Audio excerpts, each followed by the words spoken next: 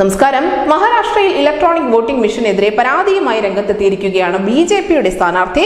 കൃത്രിമം നടന്നോ എന്നറിയാൻ വോട്ടിംഗ് മെഷീന്റെ മൈക്രോ കൺട്രോളർ യൂണിറ്റ് പരിശോധിക്കണമെന്ന് ആവശ്യപ്പെട്ടുകൊണ്ടാണ് മഹാരാഷ്ട്രയിലെ അഹമ്മദ് നഗറിൽ പരാജയപ്പെട്ട സുജയ് വിഖെ പാട്ടീൽ തെരഞ്ഞെടുപ്പ് കമ്മീഷനെ നിലവിൽ സമീപിച്ചിരിക്കുന്നത്. ഫലം വന്ന് 7 ദിവസത്തിനുള്ളിൽ തന്നെ ആവശ്യം മണ്ഡലത്തിന്റെ ചുമതലയുള്ള തെരഞ്ഞെടുപ്പ് ഓഫീസറെ ഇദ്ദേഹം അറിയിക്കുകയും ചെയ്തിരുന്നു.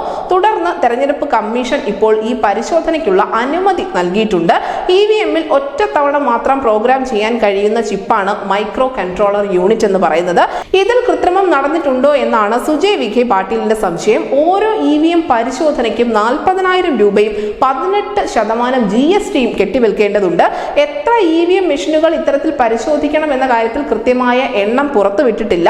എൻസിപിയുടെ നിലേഷ് ലങ്കയോട് 28,929 വോട്ടിനാണ് സുജയ് വിഖെ പാട്ടീൽ പരാജയപ്പെട്ടത്. എന്തായാലും വലിയ ഒരു തീരുമാനമാണ് ബിജെപി സ്ഥാനാർത്ഥിയുടെ ഭാഗത്തുനിന്നും ഉണ്ടായിരിക്കുന്നത്.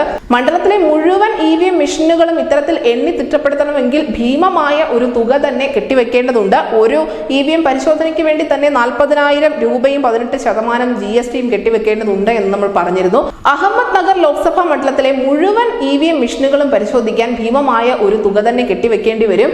എന്തായാലും ഇത്രയധികം തുക ചിലവഴിച്ചുകൊണ്ട് ഒരു സംശയത്തിന്റെ പേരിൽ മാത്രം ബിജെപി സ്ഥാനാർത്ഥി ഈ ഒരു നടപടിയിലേക്ക് കടക്കുമെന്ന് വിശ്വസിക്കാൻ സാധിക്കില്ല. നിലവിൽ ഇവിഎം മെഷീൻ നിർമ്മാതാക്കളുടെ ഭാഗത്തു നിന്നുള്ള പരിശീലനം ലഭിച്ച എഞ്ചിനീയർമാർ തന്നെയായിരിക്കും പരിശോധന നടത്തുക.